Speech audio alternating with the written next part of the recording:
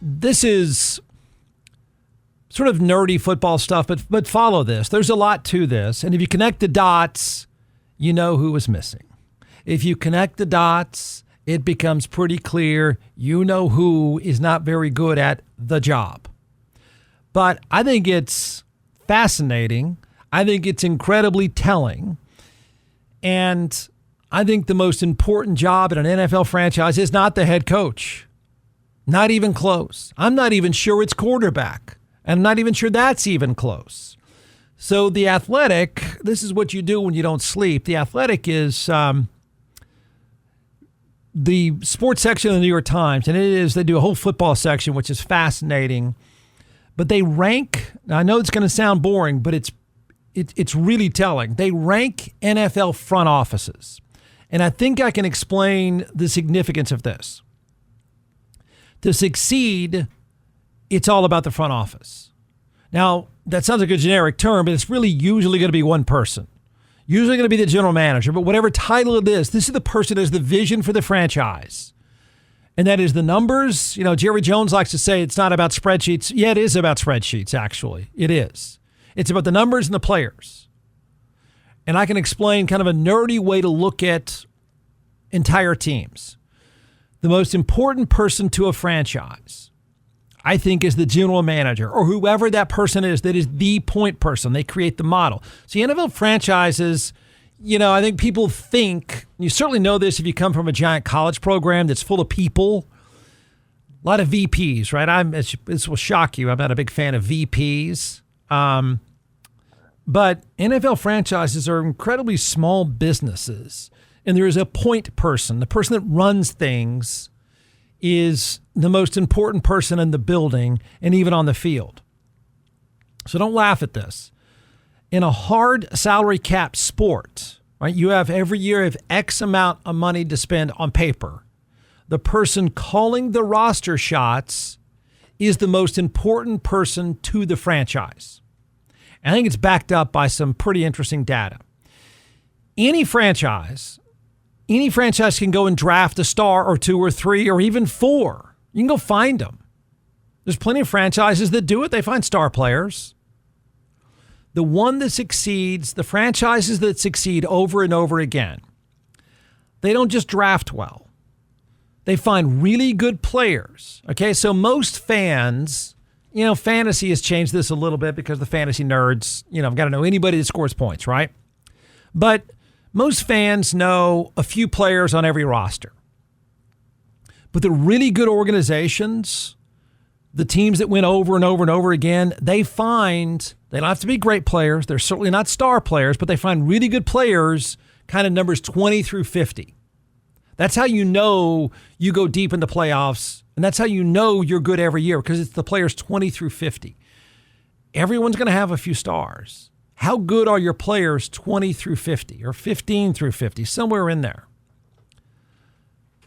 Take a look, for example, everyone can relate to this. Take a look at the Cowboys. Now, you're going to laugh them off, but they have star players. They've had some really good draft picks, very good draft picks. CeeDee Lamb, Dak Prescott, Tyler Guyton. I mean, they've got good offensive linemen now. They've found some star players, and they pay their star players. But notice how quickly they run out of quality players. People think, well, NFL teams can't have depth. That's just not true. Dallas can throw 3 or 4 guys out there that are among the best. Dallas has had plenty of, people talk a lot of times, a lot about Dallas having so many all-pro players. Okay, they've got some stars. But after those stars, the bottom falls out. Notice how they run out of quality players quickly. You don't know them. They don't show up. The franchises that do well, and there's a reason why I bring this up. There's actual numerical rankings now, which are pretty cool, I think. The franchises that do well have really good players you don't know. To me, see if you agree with this. In terms of organizations, rosters, okay, the roster. The Dolphins and the Cowboys remind me of each other. They seem to be very similar franchises over the past few years. They seem to look the same. They have the same makeup, and I'll explain. They have a few stars, but the rest of the roster is not productive. You don't see the Dolphins and the Cowboys can trot out a few big name stars, highly paid stars. In Dallas's case, the highest paid in the game. And those guys are really good players, no doubt, but then you run out. You don't see that with the Eagles. You don't see that with the Rams. No successful franchise, certainly over time, wins only with offense. It just doesn't happen. I know it's all people care about. I know that's what fantasy nerds care about. But if you're just talking about stacking up trophies, it's not about offense. It's not. They usually win, even the Chiefs, when they were putting away championships. Their last championship they put away, they averaged 24 points a game. They win with great defense and a very good offense. In the case of the Texans, it's a really good defense and their offense is trash, so it's hard to win. But if they had a pretty good to really good offense, they'd be fine. Notice how the Cowboys and the Dolphins are built completely opposite of that formula. They'll trot out a few stars. They'll trot out the stars on offense, and then it runs out, and it's a short shelf life. Here's why I bring it up. It says, I found this to be a fascinating read, but I'll condense it for everyone. Which NFL teams have the best front offices? So the Atlantic went out, and they do this all the time. They get access to people. They do these amazing surveys. So what they did was they asked 29 general managers, coaches, and high-ranking team executives to rank the top front offices in the NFL. No one was allowed to vote for themselves. So when Jerry Jones voted for himself and said, I'm a genius, I'm the Einstein of football, they wouldn't let him do it. I made that up. I don't know that he did. Okay? For the top 8 teams in the rankings, the general managers of those teams had their job on average 10 and a half years. One of the few exceptions, you'll know exactly how these teams know what they're doing. They know how to build them, and they know how to build with defense. The Chargers, really successful now, right? You can just see how they're built. There's some staying power. That just didn't happen by accident. The Chargers went and took the general manager who was with the Ravens for 25 years. You think he doesn't know what he's doing? You think he doesn't see how they built rosters? You don't think he see how they did it in Baltimore? And so they bring him to the Chargers, and oh my gosh, wow, what a surprise. They start winning. They're built better. They're built for the long haul. They're not built just about 2 or 3 stars. So they were smart enough, Dallas fans, they were smart enough to know, well, why don't we go get somebody who's been there for 25 years? They seem to get it right all the time. So the general manager of the Chargers, he's been with the Ravens this whole time, and shockingly, the Chargers are really good again. So here's how they rank these teams in terms of front offices. No surprise, the Eagles were number 1. The Eagles, again, use the Cowboys as a comparison. I know it's easy to do. But the Eagles don't just find guys in the draft. They're super aggressive. So they'll go find players for 1, 2, or 3 years. They're fine with turning over players.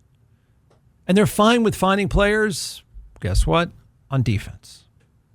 The Eagles' mantra, and this works at every level of football, they build inside out. It's the stuff you hate. It's the stuff you don't care about. It's the stuff that wins. That means defensive linemen and offensive linemen. You can find guys who can run and catch. They build their teams inside out. So the Eagles were number 1.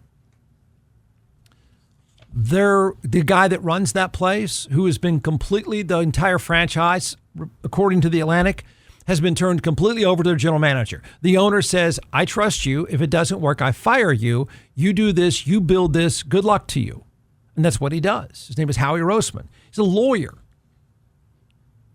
Number 2 is the Baltimore Ravens. No surprise there. They just keep getting it right. The Rams are number 3, which would surprise a lot of people, but you know, they don't disappear, and all of a sudden they pop up and they're good again. They win in different ways. The Rams are 3. The Bills are 4. You know, we've all been predicting for a long time, oh, the Bills, you know, if it wasn't for Josh Allen, but that's not really true when you watch them play. They're built, yes, he's great. He's great. But some teams have really good to great quarterbacks. They don't do much. Dallas has one. So Miami's is really good. They pay him. Jacksonville's, they pay him. Doesn't matter. It's the rest of the roster. And that's what the Bills have figured out.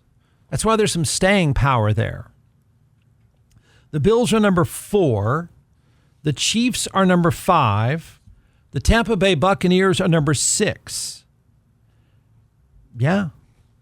I mean, there's not a sexy team. People don't talk about them much. When Brady was there, people go, oh, well, it's easy with Brady. But look at them now. It's not just a team of Baker Mayfield. They play really good defense. They keep finding good players. The Packers are number 7. They're just smarter. They're quiet. They're smart. They're the anti-Dallas Cowboys in every single way. They're not loud. They don't brag. They just quietly build really good teams. And teams are built 20 to 50. The Packers are 7. The Seattle Seahawks are number 8. They're really good again, I think, by the way, because they keep doing it with defense. So those are the best 8 franchises. Well, that's boring stuff, Jeff. It's really about passing yards. No, it's actually not. I mean, I think this data proves it out. They've even asked the people in the business who does it best. Now, if you're going to say, well, gosh, where does Dallas rank? Probably near the bottom. Cincinnati is going to rank near the bottom. The teams that suck always suck. It's like any business. Everyone's worked at a place where they just don't get it. Everyone's worked for someone who maybe even tries hard. They just don't get it. Same thing's true in the football business. Some of them just build those rosters, not stars, build rosters far better than others. That's why I think that this is what tells you everything. You could stick a coach into Green Bay. Now, they're not going to screw it up because they know how to run the business. But you can stick a coach in Green Bay and they're still going to operate well. You can do it in Baltimore. They know how to build the model, consistently build the model. Those 8 separate themselves almost all the time and have for a while. I know we're nerdy, but it's a cool read. It should tell you more about, screaming about how much you pay and how much you should pay when you should be yelling about, how good is your linebacking group or how good is your special teams? I mean, how good is the rest of that roster defines you for several years? Hey, here's a recommendation backed up by my own experience, a great experience.